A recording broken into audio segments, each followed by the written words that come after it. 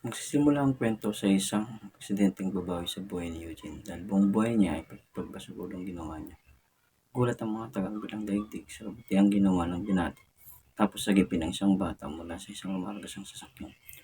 Dahil hindi pa alam kung ilalagay siya sa langit o lupa, inatasan siya ni Jericho, ang anak ng Haring Emma, na maging detective ng kabilang daigdig. Ang idolong barkada noong 90s, mga Karots TV, ay itong Ghost Fighter. Tatandaan niyo pa ba to?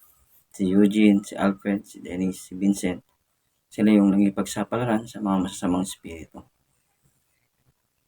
At sa mga iba pang elementong nag-aasit ng lagim sa mundo. Tatandaan ko, pag pinapanood namin ito tuwing hapon, sinusubaybayan namin. Lalo na yung eksena kung saan naglaban si Taguro tsaka si Eugene. Diba nakakayak nung si Taguro, kinalaban si Alfred. Doon lumabas yung lakas ni Eugene na siya pala ay isang class S na halimaw. Kasi sa Ghost Fighter, pag class S ka na halimaw, ikaw yung pinakamalakas. May lahi pala sila Eugene na gano'n. At dyan din sa Ghost Fighter, nakita natin yung pagkakaibigan at yung kabutihang puso ni Eugene. Si Eugene, masasabi ko, mabait siyang tao kasi sa umpisa pala ng kwento, kung mapapansin nyo, sinakripisyo niya yung buhay niya.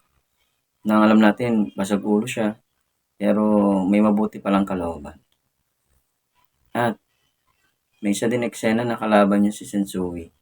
Dating detective din yun, pero nakalaban niya. Nakita din natin yung lakas niya bilang class S na halimaw. Ipapakita din dun kung paano siya naging class S na halimaw dahil dun sa papa niya. At natatandaan ko pa,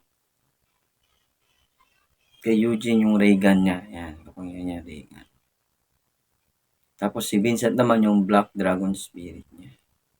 Tapos si Dennis, sa mga rosas niya sa alaman, parang may pang-whip siya. Si Eugene naman yung espadang kidlat. Nagamit naman yun ni Eugene. At doon natin nakita sa Ghost Fighter yung pagiging tunay nilang magkakaibigan. Magtutulungan sila sa lahat ng problemang dumating. Comment down below po kung isa rin kayong avid fan ng Ghost Fighter. Paalam, ingat po.